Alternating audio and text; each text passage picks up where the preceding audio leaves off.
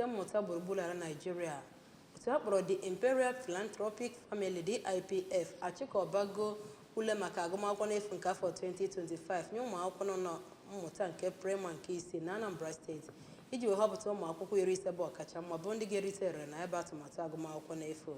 Achịkọbara ule ha na St. John of God Secondary School Ọka ma bụrụ nke dịkọtara ụmụ akwụkwọ na-eje ụlọ mmụta praịmarị sitere n'ụlọ akwụkwọ ha na eze nwe nke ndị ụka nakwa nke ndị nọrọ onwe nwe gburugburu steeti a.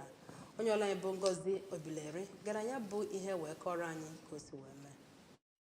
Ka ọ na-agwa ndị nta akụkọ okwu na ya bụ ebe ka onye na-enyere ndị The Imperial Philanthropic Family aka n'ịhazi ya bụ ule bụ Dr. Frank Igbojindụ bụkwazi onye ji ọkwa Chief Managing Director nke Best Brain Concept kọwara na DIPF bụ ndị nọburi na mbụ na-enye ndị mmadụ ohere ịgụ akwụkwọ n'efu na Nigeria gbaa gburugburu. Kọwakwa na ihe ha na-elegara anya bụ inye ụmụ akwụkwọ dị 10,000 n'ọnụọgụ ohere ahụ.